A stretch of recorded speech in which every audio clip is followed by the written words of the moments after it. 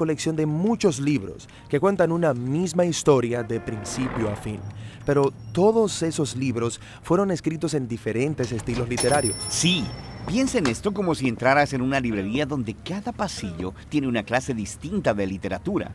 Tenemos historia o poesía o narrativa, y cuando eliges un pasillo y tomas un libro, vas a tener expectativas muy diferentes. Buscarás cosas diferentes. Cierto, todos los libros son literatura, pero comunican de maneras muy diferentes. Sí, y es lo mismo con respecto a la Biblia. Si no prestas atención al estilo en el que están escritos, te perderás el esplendor de cada libro. Entonces, ¿cuáles son los principales tipos de literatura en la Biblia? Bueno, primero que nada tenemos la narración.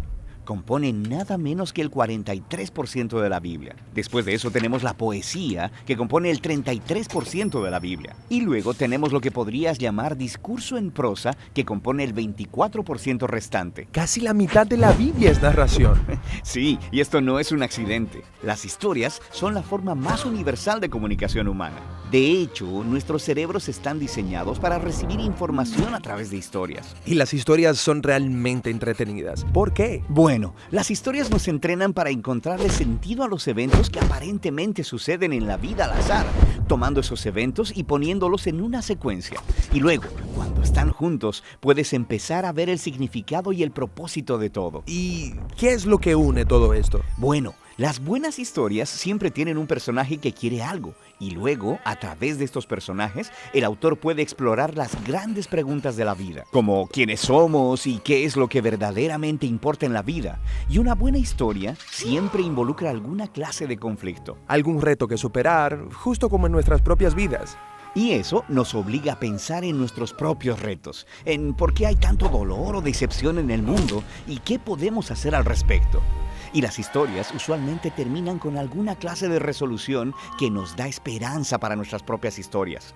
Ya que estas son historias bíblicas, ¿me muestran los personajes cómo debo vivir? Pues ese no es el punto. La mayoría de los personajes de la Biblia tienen defectos muy profundos. No debería ser como ellos, pero sí debemos vernos a nosotros mismos en ellos, lo que nos ayuda a ver nuestras vidas y nuestros defectos desde una nueva perspectiva. Y sin que te des cuenta, estas historias comenzarán a afectarte y cambiarán la manera en que ves el mundo, a otras personas y a ti mismo. Ahora, hay diferentes tipos de narrativa en la Biblia. Sí, tenemos la narrativa histórica, pero también las parábolas narrativas y las narrativas biográficas cortas, como los 4 evangelios. Los examinaremos en otros videos más adelante. Ok, después tenemos la poesía, que honestamente no leo mucho. Sí, como la mayoría de las personas, pero 1 de cada 3 capítulos en la Biblia es poesía. Sí, ¿por qué tanta poesía? Bueno, los poemas hablan principalmente a través de un denso lenguaje creativo, uniendo imágenes para ayudarnos a visualizar el mundo de manera diferente. Los poemas usan mucha metáfora para evocar tus emociones y tu imaginación. Mucho lenguaje elegante, pero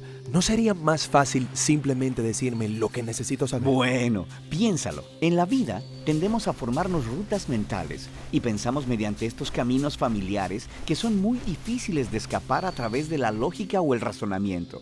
Y lo que hace la poesía es obligarnos a salir del camino que nos es familiar hacia un nuevo territorio. Es astuto. Y hay diferentes tipos de poesía en la Biblia. Hay muchas clases de canciones o salmos.